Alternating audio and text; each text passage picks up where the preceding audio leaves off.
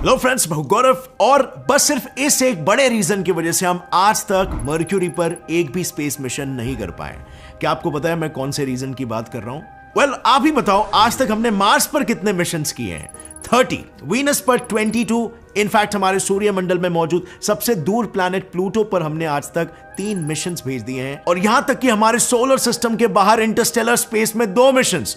पर आज तक हमने हमारे सबसे नजदीकी प्लैनेट मर्क्यूरी, हाँ आपने सही सुना, वीनस और मार्स से भी ये ज्यादा नजदीक है मर्क्यूरी, लेकिन उसके बावजूद भी हमने मर्क्यूरी में आज तक कितने मिशंस भेजे हैं? Well friends, you are going to be shocked to know about this. So इस गुत्थी की कहानी शुरू होती है 3 नवंबर 1973 साल में। 5:47 AM, launch pad 36B, Florida, Mariner 10, NASA का सबसे पहला प्रोब मर्क्यूरी पे जाने के लिए रेडी है।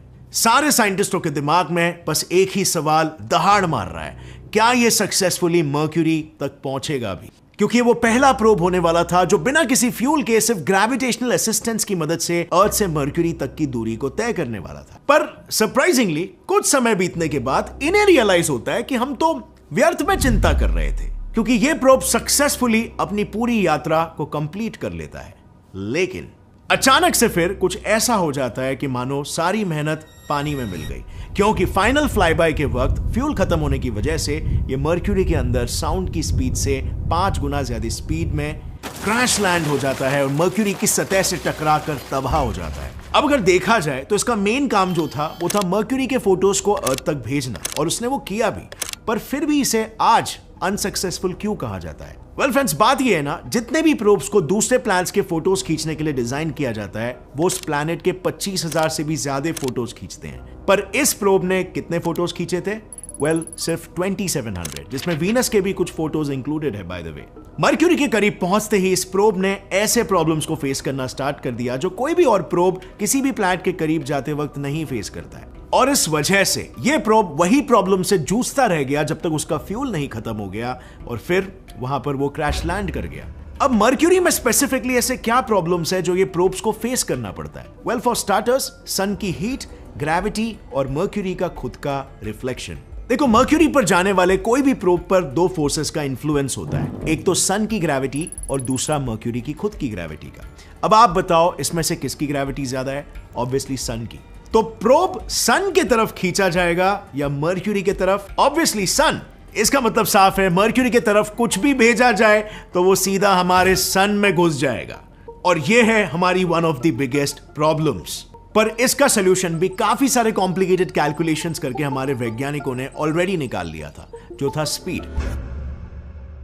देखो, बेसिकली हमें प्रोब की स्पीड को इतना एक्यूरेटली सेट करना पड़ता है कि जब वो हाई स्पीड में मर्क्यूरी के अराउंड जाए तब वो सन की ग्रेविटी से इन्फ्लुएंस ना हो और फ्लाई बाय करके वापस आ जाए और मर्क्यूरी के फोटोज भी खींच निकाले साथ में। You know, kind of like जिस तरह किसी रेस कार को भी एक कर्व्ड रोड पर स्लो होना पड़ता है, उसी तरह अगर प्रोब को मर्क्यूरी के कर्व्ड ऑर्बिट में इंप्लांट करना है तो हमें उसकी स्पीड घटानी पड़ेगी, नहीं तो सेंट्रीफ्यूगल फोर्स उस प्रोब को बाहर की तरफ फेंक देगा। But here there is a catch. अगर स्पीड ज्यादा स्लो रही तो सन या मर्क्यूरी की ग्रेविटी की वजह से वो सीधा उनमें घुस जाएगा, और अगर स्पीड बहुत ज्यादा हो गई तो प्रोब फ्लाई बाय करके वापस तो आ जाएगा पर अच्छे से डेटा को कैप्चर नहीं कर पाएगा। एंड अनफॉर्चुनेटली यही हुआ हमारे मरीनर के साथ भी। लास्ट फ्लाई बाय के वक्त सन के इंटेंस रेडिएशंस की वजह से प्रोब का पाथ डिफ्लेक्ट हो गया और वो मर्क्यूरी के ग्रेविटेशनल इन्फ्लुएंस में आ गया। ग्रेविटेशनल इन्फ्लुएंस बढ़ता गया और वो सीधा जाकर मर्क्यूरी के सतह से टकरा गया। अब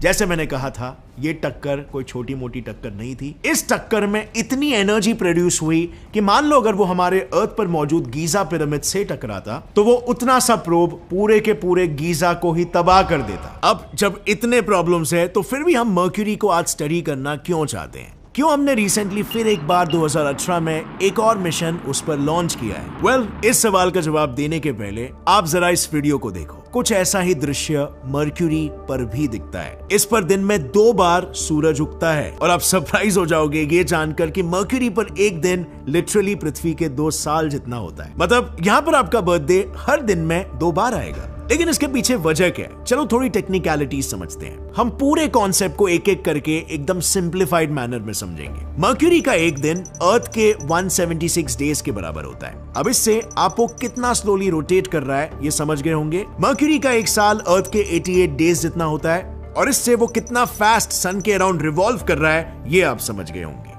यानी मर्क्यूरी के 2 साल इज इक्वल टू अर्थ के 176 डेज। अब इन तीनों स्टेटमेंट्स को सुनने के बाद हमें क्या समझ में आया? सिंपल, मर्क्यूरी पर एक पूरा दिन इज इक्वल टू मर्क्यूरी का 2 पूरा साल। सो बेसिकली इस पर एक पूरा साल दोपहर रहती है और एक पूरी साल रात, विच इज फैसिनेटिंग। पर इस पर ऐसा क्यों हो रहा है? वेल फ्रेंड्स, अगर आप ये समझ गए ना तो समझ जाओ आप आइंस्टाइन की जनरल थियरी ऑफ रिलेटिविटी समझ गए। सो चलो इसे समझने के लिए एक सिंपल सा एग्जांपल लेते हैं। बेसिकली आपको हमारा मून टाइडली लॉक्ड है ये तो पता ही होगा। अब ऐसा क्यों होता है? क्योंकि अर्थ की ग्रेविटी का इन्फ्लुएंस चांद पर इतना ज्यादा है कि वो उसे किसी भी डायरेक्शन में घूमने ही नहीं देती, अपने साथ नजरों से नजरें मिलाए रखती है। और बस मर्क्यूरी के केस में भी ऐसा ही है। सन का ग्रेविटेशनल इन्फ्लुएंस उस पर इतना ज्यादा है कि वो उसे रोटेट ही नहीं होने देता है और इसीलिए मर्क्यूरी का रोटेशनल स्पीड काफी कम है। पर रेवोल्यूशन का क्या? वो इतना तेज क्यों है? वेल, वो तो हमारे सौर मंडल के बनते ही डिसाइड हो चुका था। आज से करीब 4.5 बिलियन साल पहले जब सन के इर्द गिर्द मौजूद डस्ट और गैस से बनी प्रोटोप्लैनेटरी डिस्क सिकुड़ रही थी, उस वक्त ही प्लैनेट्स की ट्रेजेक्टरी और उनका फॉरवर्ड मोमेंटम सेट हो चुका था। जैसे किसी बैले डांसर अपने हाथ अंदर लेकर अपने घूमने की रफ्तार को बढ़ाती है और हाथ खोल के अपनी स्पीड को कम करती है, बिल्कुल उसी तरह इस डिस्क में मौजूद जो भी मैटर या प्लैनेट सन से नजदीक था उसकी रफ्तार बढ़ने लग गई और जो प्लैनेट सूरज से दूर था उसे ही एक्सेलरेशन का एडवांटेज नहीं मिला। सो इससे हमें यह पता चलता है कि जो प्लैनेट सन के करीब है उसके रेवोल्यूशन की स्पीड सन की ग्रेविटी के वजह से ज्यादा होती है कंपैरेटिवली, और इसीलिए ही मर्क्यूरी पर एक दिन 2 साल के बराबर है। अब चलो इससे 50% तो ये प्रूव हो गया कि आइंस्टाइन की जनरल रिलेटिविटी थियरी को हम मर्क्यूरी पर टेस्ट कर सकते हैं। बाकी के बचे 50% को टेस्ट करने के लिए वैज्ञानिकों ने ऑलरेडी एक मिशन को लॉन्च किया है, बेपी कोलंबो। अब यह मिशन मर्क्यूरी के एटमॉस्फेयर, उसमें मौजूद केमिकल कॉम्पोजिशन, जियोफिजिक्स और मर्क्यूरी के एवोल्यूशन को स्टडी करेगा, जिसके लिए इसमें काफी सारे इंस्ट्रूमेंट्स फिट किए गए हैं, जिसमें से एक है इटालियन स्प्रिंग एक्सेलेरोमीटर। ये एक ऐसा इंस्ट्रूमेंट है जो एक्सट्रीमली हाई ग्रेविटेशनल फील्ड में स्पेस टाइम कर्वेचर को डिटेक्ट करेगा। यानी यहां हम GTR को एक्यूरेसी के साथ परख पाएंगे और इसके साथ ही हम इस बात का भी पता लगा सकते हैं कि आखिर मर्क्यूरी की मैग्नेटिक फील्ड इतनी वीक क्यों है। क्योंकि देखो, मर्क्यूरी का जो कोर है ना, वो उसके वॉल्यूम का 85% है और वहीं हमारे अर्थ के केस में ये परसेंट सिर्फ 20% है। फिर भी मर्क्यूरी के कंपैरिजन में अर्थ का मैग्नेटिक फील्ड काफी ज्यादा स्ट्रॉन्ग है। अगर हमें एक बार इस सवाल का जवाब मिल गया तो हम ये भी पता लगा सकते हैं कि आखिर मर्क्यूरी की मैग्नेटिक फील्ड नॉर्थ पोल की तरफ स्ट्रॉन्ग क्यों है।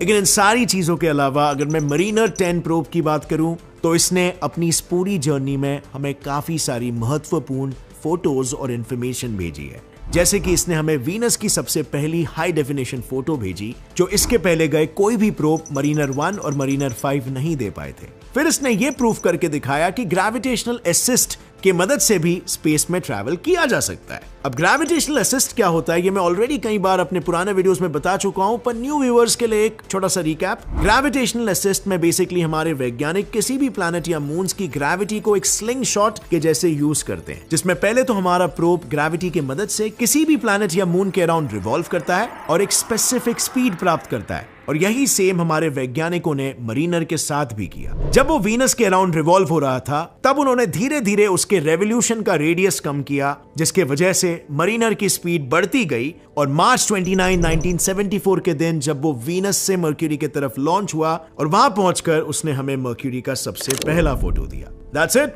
यही है ग्रेविटेशनल असिस्ट। और आज इसी के मदद से हमने हमारे 2 प्रोब्स को इंटरस्टेलर स्पेस में भी भेजा है। आज इसी के मदद से न्यू होराइजन प्लूटो के फोटोज खींच पाया है। अगर आपको यह वीडियो पसंद आया तो एक लाइक जरूर ठोकना। See you next time friends, till then as always stay curious, keep learning and keep growing। जय हिंद।